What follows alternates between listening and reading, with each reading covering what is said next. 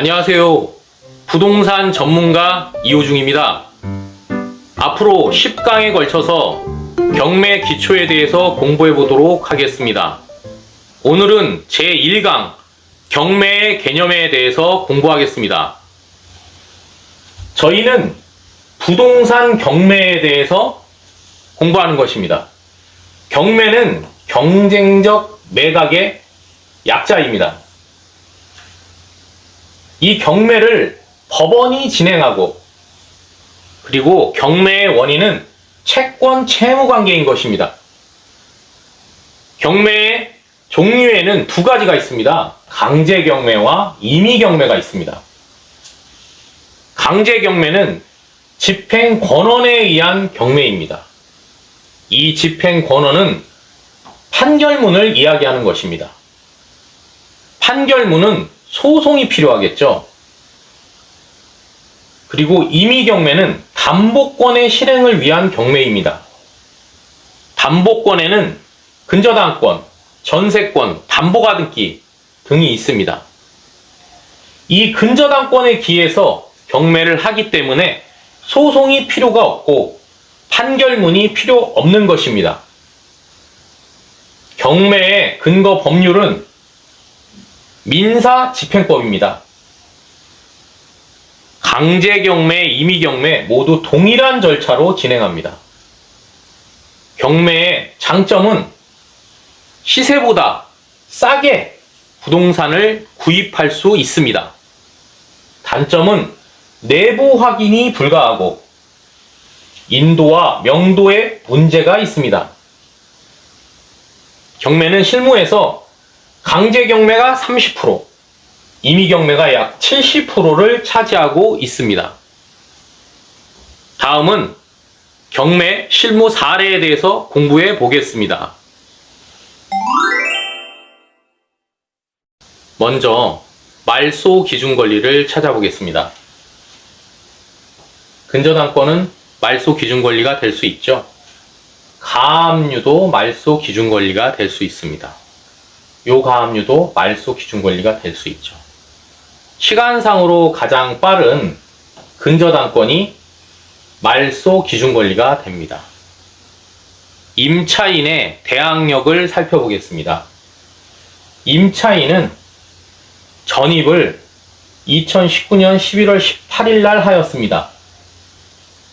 말소 기준 권리와 날짜를 비교해 보면 말소 기준 권리 나중에 전입신고하였습니다.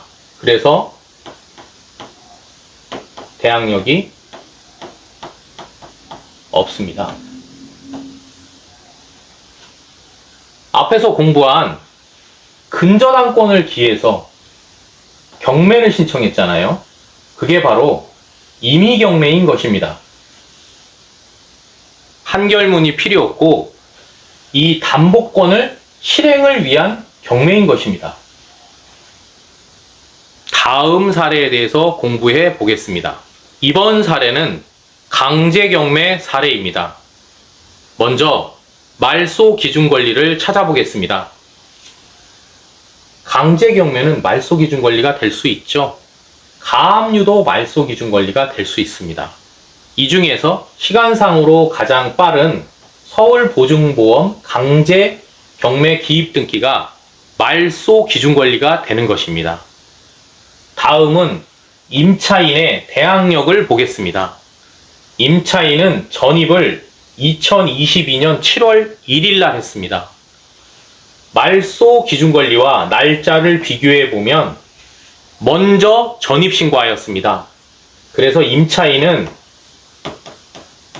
대항력이 있습니다. 이번 시간에 배운 서울보증보험은 판결문을 받았고 그 판결문에 기해서 강제 경매를 한 것입니다. 이번 강의를 마치겠습니다. 감사합니다.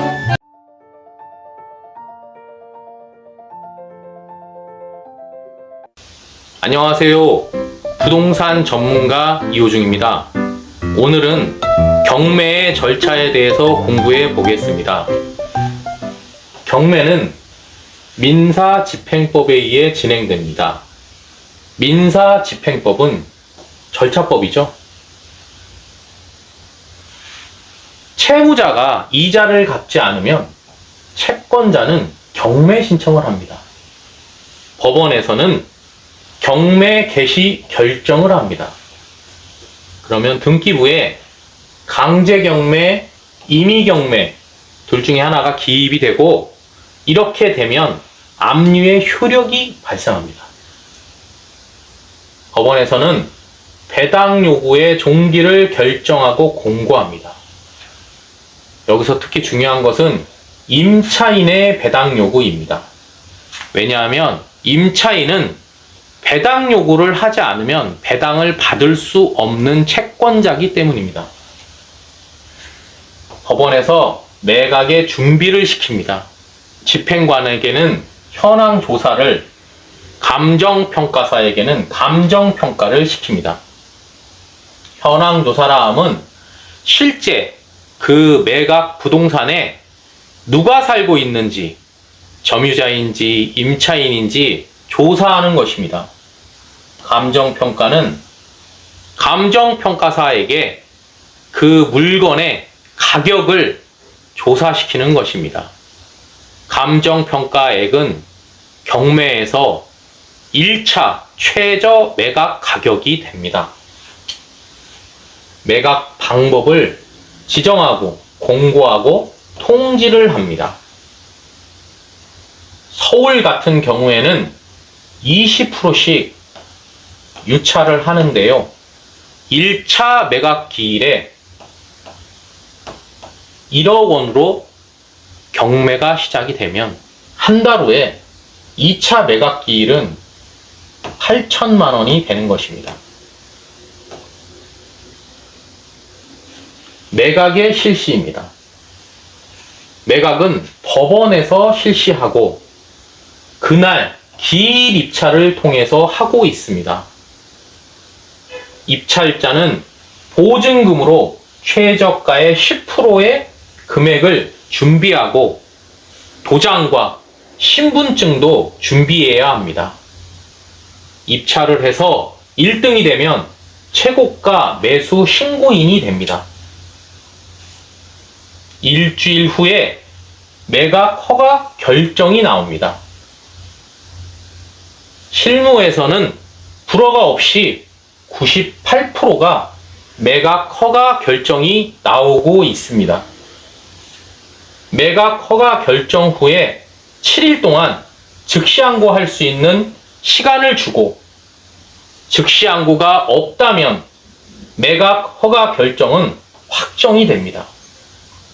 확정된 후에는 한 달 동안 대금을 납부할 수 있습니다. 낙찰자가 대금을 미납하게 되면 보증금은 몰수가 되고 재경매가 되는 것입니다. 대금을 모두 납부했기 때문에 소유권 이전 등기를 신청하고 현재 그 부동산에 살고 있는 점유자를 명도시키는 것입니다. 대항력 없는 임차인은 인도명령이라는 간단한 제도로 내보내실 수 있습니다. 이 매각 대금을 가지고 처음에 경매 신청한 채권자들에게 배당을 실시하면 경매 절차는 마무리되는 것입니다. 저희 입찰자 입장에서는 이 여러 가지 단계 중에서 3개의 단계가 가장 중요합니다. 첫 번째는 입찰을 하는 것이고, 두 번째는 대금을 납부하는 것이고, 마지막 세 번째는 현재 살고 있는 점유자나 임차인을 명도하는 것입니다. 오늘은 경매의 절차에 대해서 공부하였습니다.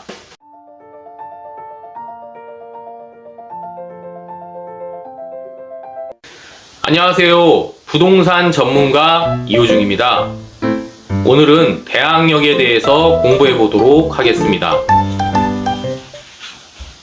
대항력은 주택임대차보호법 3조 1항에 잘 나와 있습니다. 그 중에서도 오늘은 경매에서의 대항력에 대해서 공부해 보도록 하겠습니다. 대항력의 정의는 대항할 수 있는 힘입니다. 자신의 권리를 주장할 수 있는 힘이에요.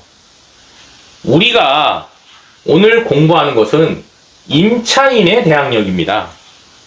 임차인의 권리라고 하는 건 무엇일까요? 보증금과 계약 기간입니다.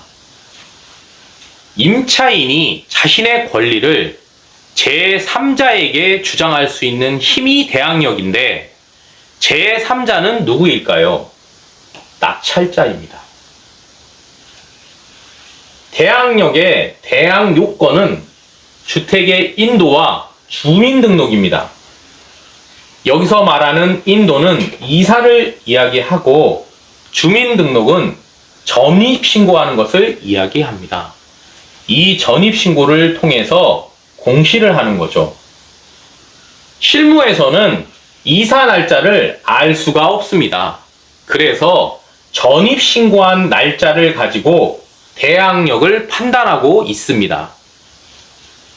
대항력의 발생 시점은 다음날 오전 0시입니다.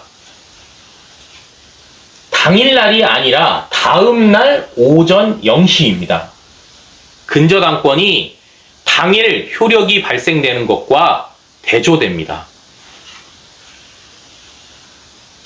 대항력과 말소 기준권리에 대해서 알아보겠습니다.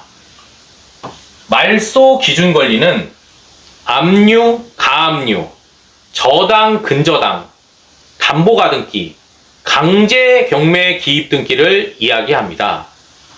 이 말소 기준 권리보다 먼저 전입신고되어 있다면 그 임차인은 선순위 임차인이며 대항력이 있습니다. 말소 기준 권리보다 나중에 전입신고된다면 그 임차인은 후순위 임차인으로서 대항력이 없습니다. 소멸하는 것입니다.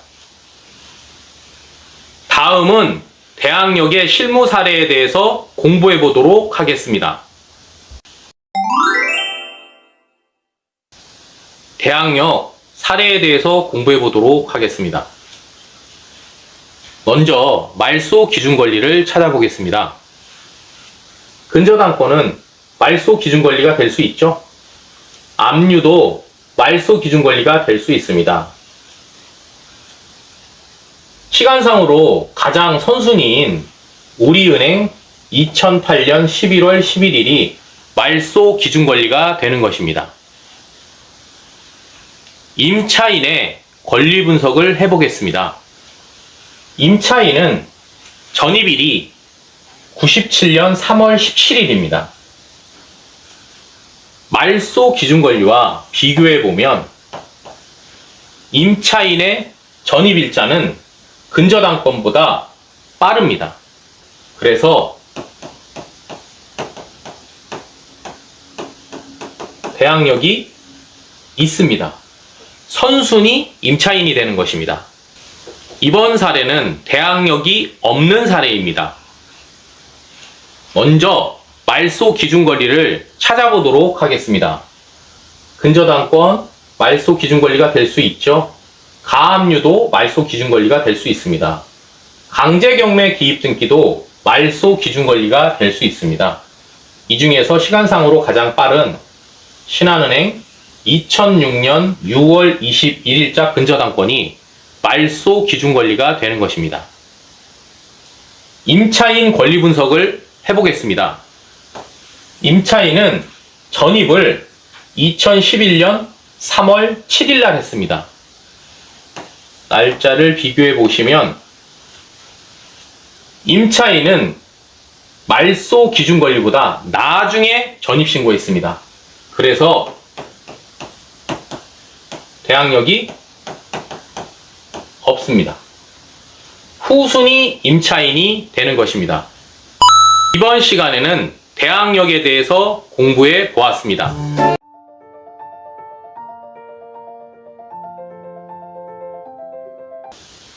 안녕하세요. 부동산 전문가 이호중입니다. 오늘은 확정일자에 의한 우선변제권에 대해서 공부해 보도록 하겠습니다. 확정일자에 의한 우선변제권은 주택임대차보호법 3조의 2항에 나와 있습니다. 주임법은 임차인의 권리를 보호하기 위해서 만들어졌잖아요. 경매나 공매 시에 우선하여, 누구보다 우선하죠? 후순위 권리자보다 우선하여 변제받을 권리를 이야기합니다. 변제받을 권리라는 것은 배당을 이야기하는 거겠죠. 우선 변제권은 대항력에 확정일자를 받으면 우선 변제권이 생깁니다. 대항력은 앞에 공부했던 것처럼 주택의 인도와 주민 등록을 하게 되면 대항력이 다음날 0시에 생기잖아요.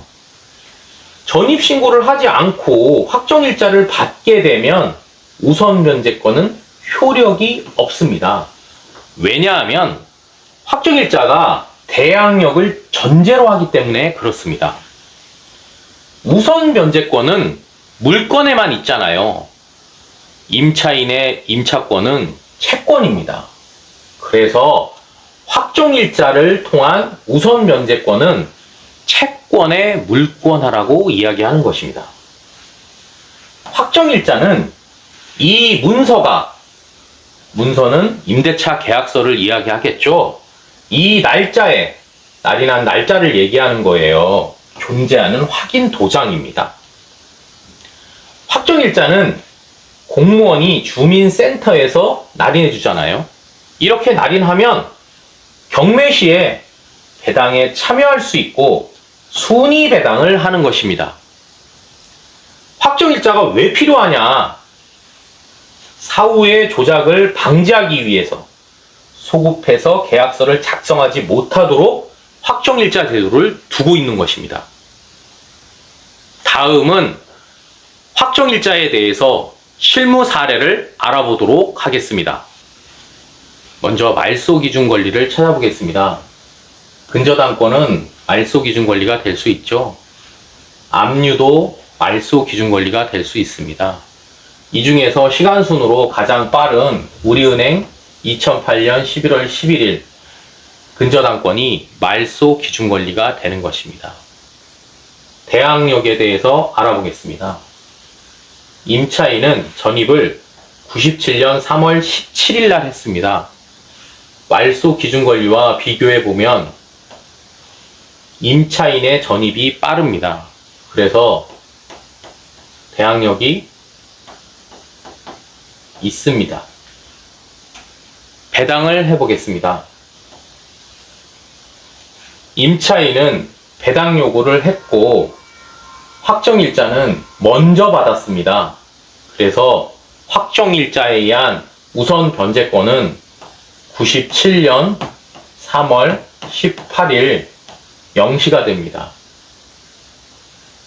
그러면 경매 비용을 먼저 가져가고 그 다음에 순서를 보면 근저당권보다 임차인이 확정일자에 의한 우선 변제권이 먼저 7천만 원을 가져가고 그리고 근저당권 8,400만 원을 가져가는 구조입니다. 사례에 대해서 공부해 보도록 하겠습니다. 먼저 말소기준권리를 찾아보겠습니다. 근저당권이 말소기준권리가 될 수 있죠. 최선순위 근저당 2015년 3월 18일 6천만 원이 말소기준권리가 됩니다. 대항력에 대해서 알아보겠습니다. 임차인 이모 씨는 전입을 2015년 1월 27일 날 했습니다. 날짜를 비교해 보면 임차인의 전입이 말소기준권리보다 훨씬 빠릅니다. 그래서 대항력이 있습니다. 배당에 대해서 알아보겠습니다. 임차인은 배당을 했습니다. 확정일자도 받았습니다. 확정일자에 대한 우선 변제권은 확정일자를 받은 상태에서 전입을 했기 때문에 2015년 1월 28일 0시가 됩니다. 그래서 경매 비용을 빼고 임차인이 근저당권자보다 먼저 우선 변제를 받고 2억 1천이죠. 보증금. 그리고 남는 금액은 근저당권이 가져가는 구조입니다. 이번 시간은 우선 변제권에 대해서 공부해 보았습니다.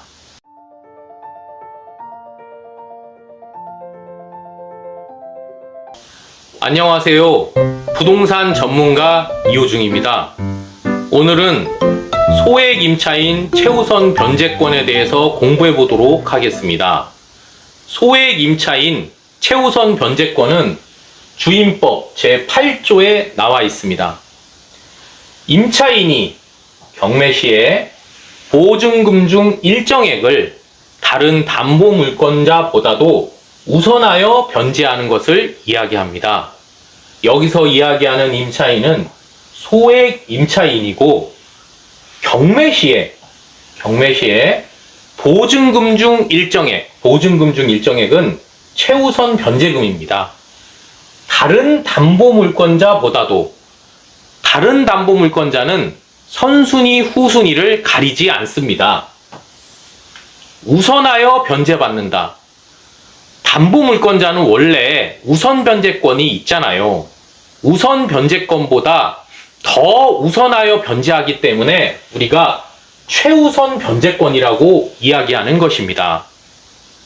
이 최우선 변제권의 취지는 약자인 임차인을 보호하고 경매 시에 방한칸 구할 금액을 보장하기 위해서 만들어졌습니다.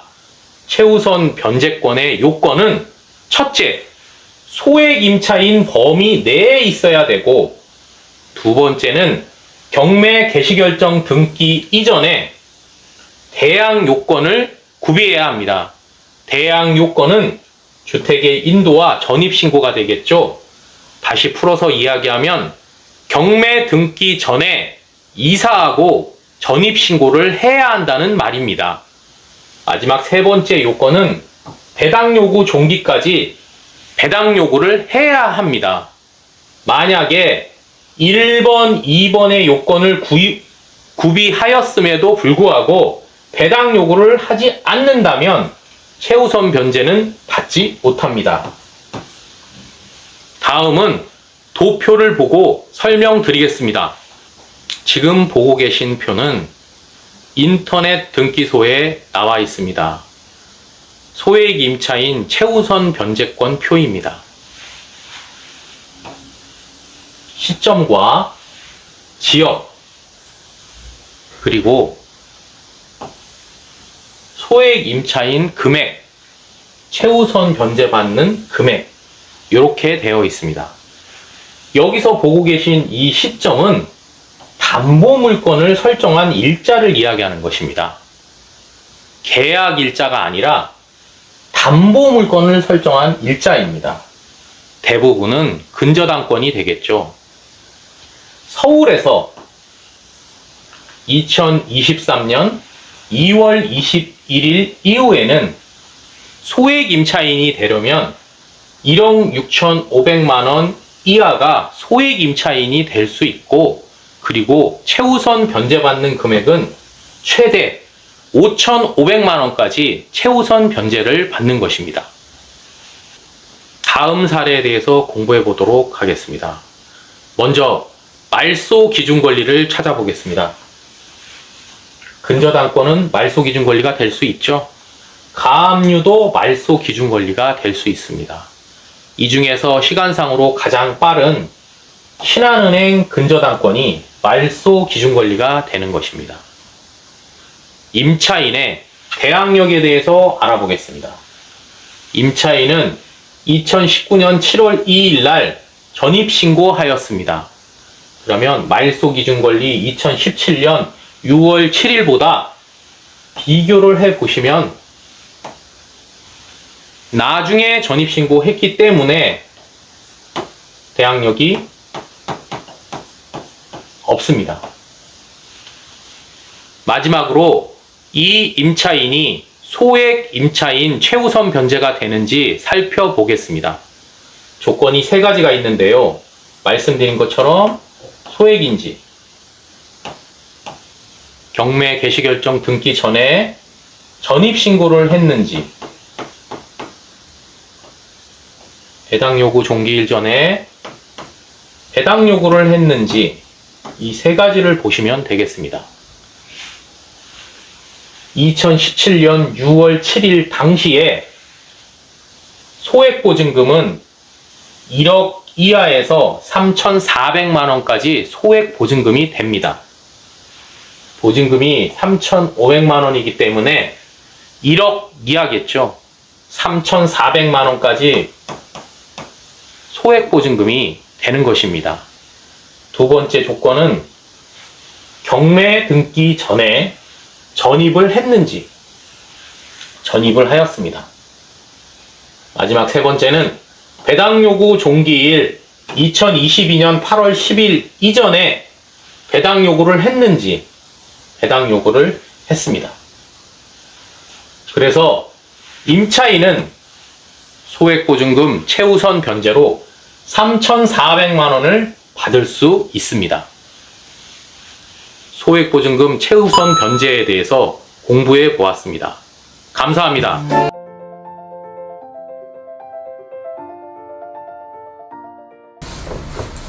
안녕하세요. 부동산 전문가 이호중입니다. 오늘은 말소 기준권리에 대해서 공부해 보도록 하겠습니다. 말소 기준권리는 권리 분석 시에 상당히 중요합니다. 말소 기준권리가 될 수 있는 권리에는 저당, 근저당, 압류, 가압류, 담보가등기, 강제 경매 기입 등기가 말소 기준권리가 될 수 있습니다. 실제 실무에서는 이 여러 가지 권리들이 같이 병합해서 나올 수가 있는데요. 그러면 가장 시간상으로 선순위에 있는 권리가 말소 기준권리가 됩니다. 말소 기준권리보다 먼저 설정되어 있는 권리를 선순위 권리라고 하고, 말소 기준권리보다 나중에 설정되어 있는 권리를 후순위 권리라고 합니다.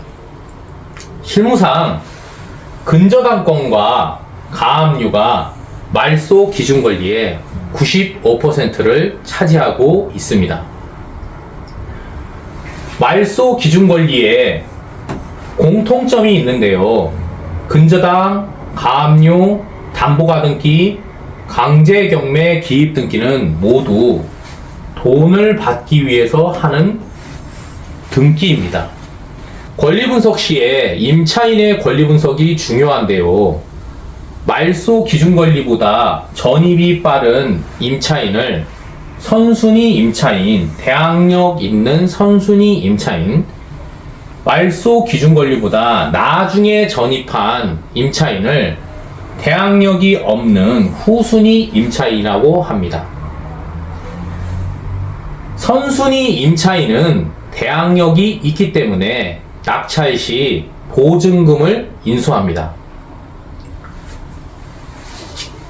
말소 기준권리에 예외가 있을 수 있는데요. 언제나 인수하는 권리가 두 가지가 있습니다. 등기부에는 등기되지 않지만 유치권과 법정지상권은 순위에 상관없이 항상 인수하여야 합니다. 다음은 경매 실무에서 어떻게 말소 기준권리가 적용되는지 알아보도록 하겠습니다. 말소 기준권리 실무 사례를 한번 살펴보도록 하겠습니다. 소유권은 말소 기준권리가 될 수 없죠. 근저당권은 앞에 말씀드린 것처럼 말소 기준권리가 될 수 있습니다. 압류 또한 말소 기준권리가 될 수 있고요. 임의경매 개시결정 등기는 말소 기준권리가 될 수 없습니다. 근저당권과 압류가 말소 기준권리가 될 수 있는데 이 두 권리 중 시간상으로 가장 빠른 것은 근저당권 2019년 4월 23일 근저당권이 시간상으로 가장 빠르기 때문에 말소 기준권리가 되는 것입니다. 이 말소 기준권리와 임차인의 권리 분석이 중요한데 말소 기준권리보다 지금 먼저 전입되어 있는 18년 7월 11일이니까 먼저 전입되어 있는 이 임차인은 선순위 임차인으로서 대항력이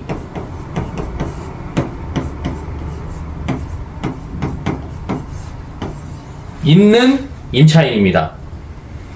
낙찰자는 보증금을 인수할 수도 있습니다. 다음 사례를 알아보도록 하겠습니다. 다음은 말소 기준 권리로 근저당인 경우인데 매각 물건 명세서에 말소 기준 권리가 어떻게 표시되는지 실무에서 알아보도록 하겠습니다. 소유권은 말소 기준 권리가 될 수 없잖아요. 근저당권은 말소 기준 권리가 될 수 있습니다. 근저당권은 말소 기준 권리가 될 수 있고요. 임의경매는 말소 기준 권리가 될 수 없습니다. 가압류는 말소 기준 권리가 될 수 있죠. 이 중에서 가장 선순위로 설정되어 있는 수협은행의 근저당이 말소 기준 권리가 되는 것입니다. 2020년 8월 12일을 잘 기억하시고 매각 물건 명세서를 한번 열어보도록 하겠습니다. 매각 물건 명세서에는 말소 기준 권리가 최선순위 설정이라고 나와 있습니다. 아까 보신 것처럼 2020년 8월 12일 근저당권이 말소 기준 권리가 되는 것입니다. 이상 말소 기준 권리에 대한 강의를 마치겠습니다. 감사합니다.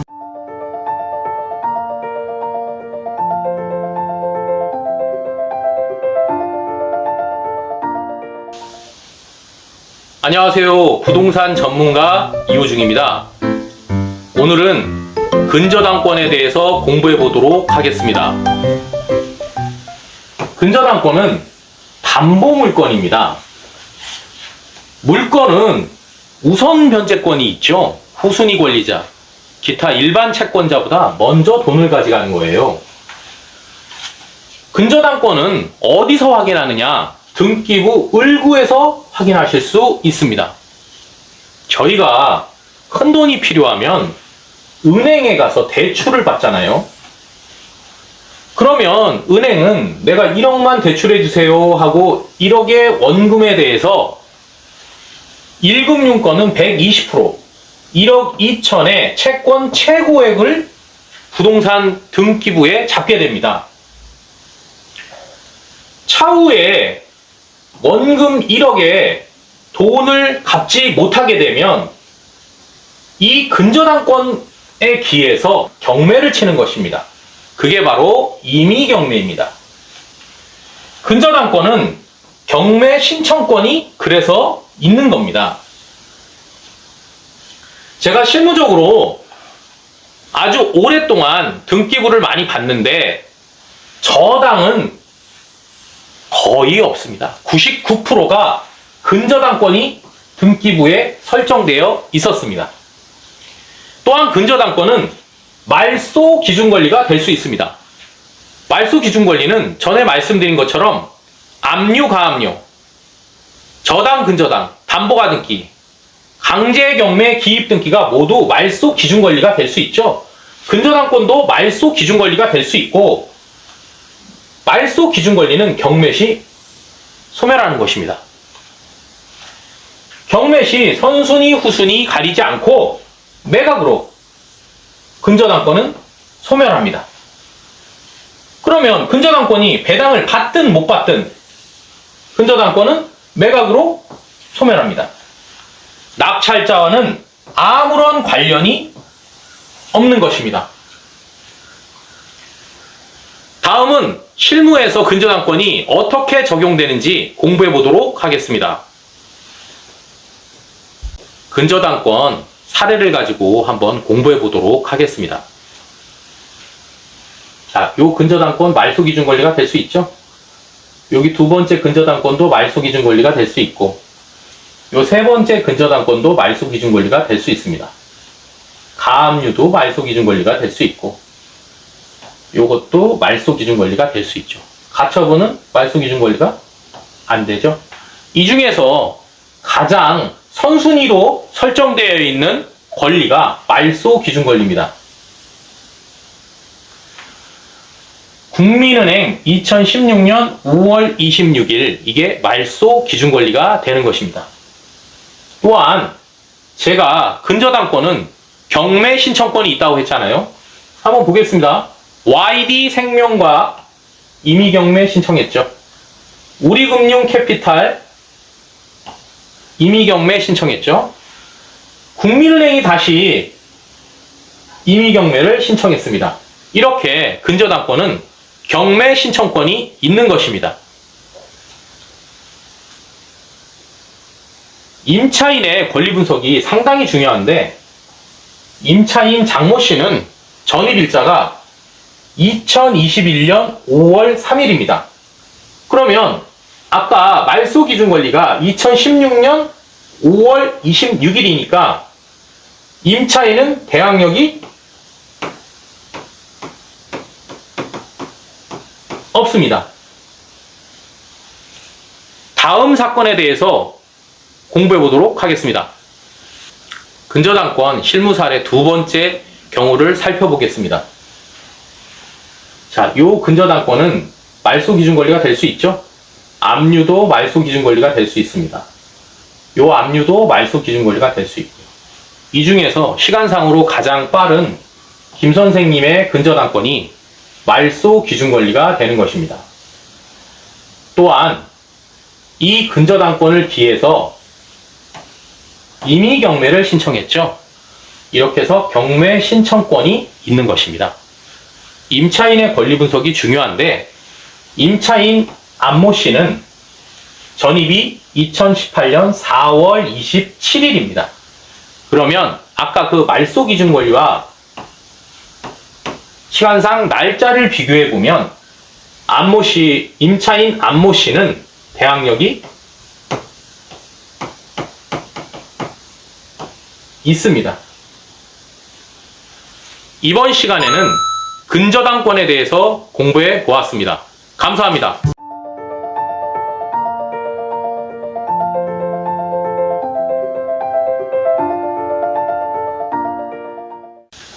안녕하세요.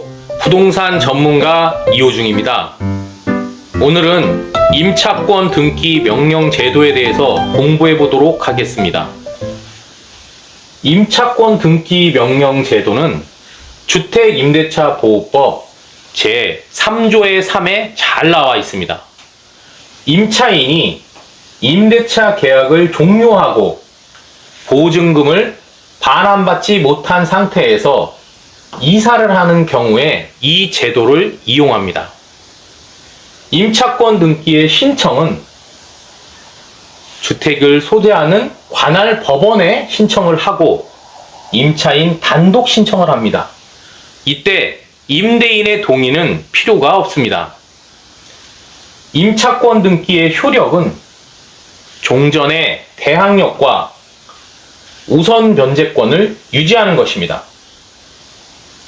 임차권 등기는 실무에서 경매 시에 배당 요구하지 않아도 배당에 참여할 수 있습니다. 즉, 임차권 등기는 당연 배당권자인 것입니다. 임차권 등기 후에 임차인은 소액 임차인 최우선 변제를 받을 수 없습니다. 다음은 등기부 등본에서 임차권 등기를 설명드리겠습니다. 등기부의 임차권 등기를 설명드리겠습니다. 등기부 등본입니다. 주택 임차권은 등기부에 을구에 표시됩니다. 이렇게 등기 원인이 임차권 등기 명령, 이렇게 등기 원인이 설명되어 있습니다. 이 임차인의 보증금과 계약 일자, 주민등록 일자, 점유 개시 일자, 확정 일자와 임차권자까지 등기부 등본에 표시되어 있습니다. 우리가 이사를 하게 되면 결국은 점유가 깨짐으로 대항력은 상실되고, 이 대항력을 기반으로 하는 우선 변제권은 효력을 잃습니다. 그럼에도 불구하고 주택임대차보호법에서는 기존의 대항력과 우선 변제권을 유지하기 위해서 등기부 등본에 전입일자와 점유 개시일자, 이런 확정일자를 공시하는 것입니다. 다음은 임차권 등기 실무 사례에 대해서 공부해 보도록 하겠습니다. 다음 사례에 대해서 공부해 보겠습니다. 먼저 말소 기준 권리를 찾아보겠습니다. 임차권은 말소 기준 권리가 될 수 없고 소유권도 말소 기준 권리가 될 수 없습니다. 강제 경매 기입 등기는 말소 기준 권리가 될 수 있죠. 이 중 가장 선순위인 말소 기준 권리는 2023년 12월 14일 강제 경매입니다. 임차인의 대항력을 살펴보겠습니다. 임차인의 전입은 21년 3월 31일입니다. 그러면 말소 기준 권리 일자와 비교해보면 임차인이 먼저 전입신고하였습니다. 그래서 대항력이 있습니다. 이 대항력 있는 임차인이 임차권 등기를 했다는 의미는 배당 요구를 했다는 의미입니다. 당연 배당권자입니다. 그래서 확정일자를 갖고 있는 임차인이 본인의 채권 금액 전부를 배당받지 못한다면 그 배당받지 못한 금액은 낙찰자가 물어줘야 합니다. 이번 시간에는 임차권 등기 명령에 대해서 공부해 보았습니다. 감사합니다.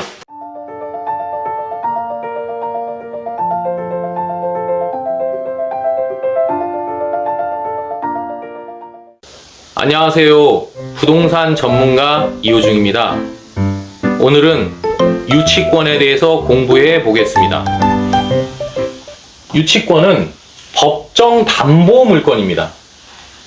보통 공사대금 채권인 경우가 많습니다.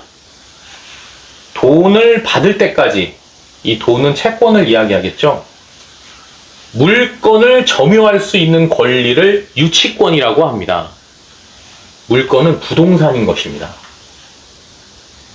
유치권은 등기부 등본에 공시되지 않습니다.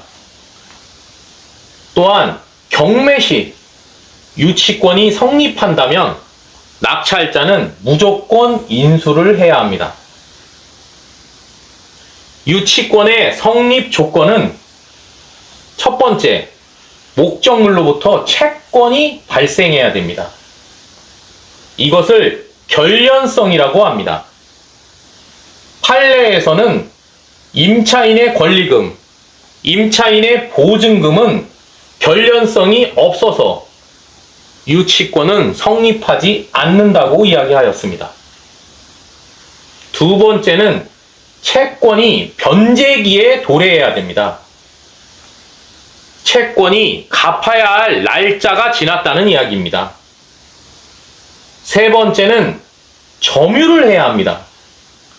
그 점유는 적법한 점유하고 이 점유를 통해서 공시를 하는 것입니다. 점유가 상실이 되면 유치권은 성립하지 않습니다. 네 번째는 유치권 배제 특약이 없어야 합니다.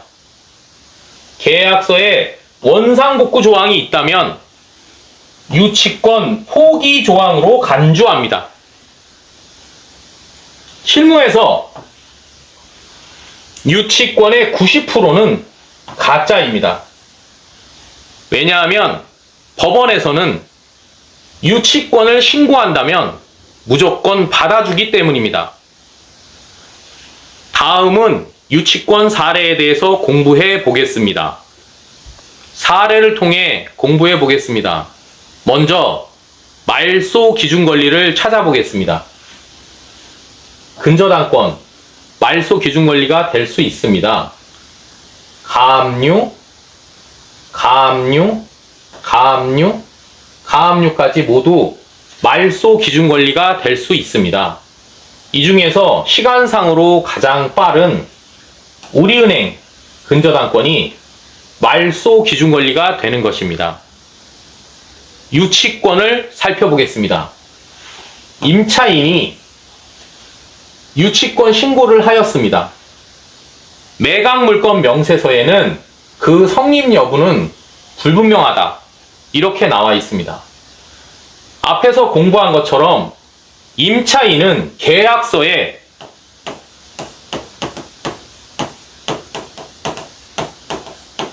원상복구 조항이 있습니다. 이 원상복구 조항은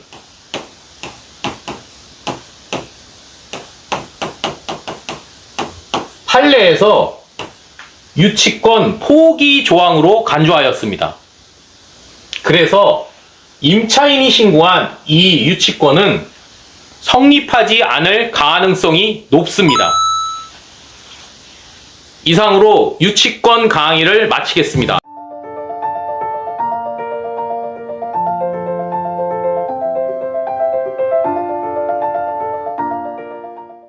안녕하세요. 부동산 전문가 이호중입니다. 오늘은 법정지상권에 대해서 공부해 보겠습니다.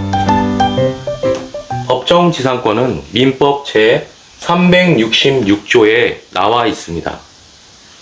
등기 없이 법으로 정한 일정한 요건을 갖추게 되면 지상권이 성립합니다. 건물 소유자한테 인정되는 권리입니다. 이것을 만든 취지는 건물 철거로 인한 사회 경제적 손실을 방지하기 위해서 만들었습니다. 저희가 법정지상권이 성립한 건물을 낙찰받게 되면 선순위든 후순위든 가리지 않고 항상 인수합니다. 성립 요건을 보겠습니다. 첫 번째는 저당권 설정 당시에 건물이 존재해야 합니다. 만약에 나대지에 신축한 건물에 대해서는 법정지상권이 성립하지 않습니다. 두 번째는 저당권 설정 당시에 토지와 건물의 소유자가 같아야 합니다. 세 번째 요건은 토지 또는 건물의 저당권이 설정되어야 합니다. 마지막 네 번째 요건은 경매로 토지와 건물의 소유자가 달라져야 합니다. 판례에서 인정하는 관습법상 법정지상권이 있습니다. 토지와 건물이 달라지는 원인이 매매, 증여, 상속, 공매인 경우에는 관습법상 법정지상권이라고 합니다. 다음은 법정지상권 사례에 대해서 공부해 보겠습니다. 본 토지 위에는 여러 동의 비닐하우스가 있습니다. 먼저 말소 기준 권리를 찾아보겠습니다. 근저당권은 말소 기준 권리가 될 수 있습니다. 가압류도 말소 기준 권리가 될 수 있습니다. 강제 경매 기입 등기도 말소 기준 권리가 될 수 있습니다. 이 중에서 시간상으로 가장 빠른 2019년 7월 10일 근저당권이 말소 기준권리가 되는 것입니다. 매각 물건 명세서에는 법정지상권 성립 여부는 불분명하다 라고 나와 있습니다. 판례에서 비닐하우스는 법정지상권이 성립하지 않는다고 판시하였습니다. 그래서 본건 토지 위에 있는 비닐하우스는 법정지상권이 성립하지 않을 가능성이 높습니다. 법정지상권에 대한 강의를 마치겠습니다. 고맙습니다.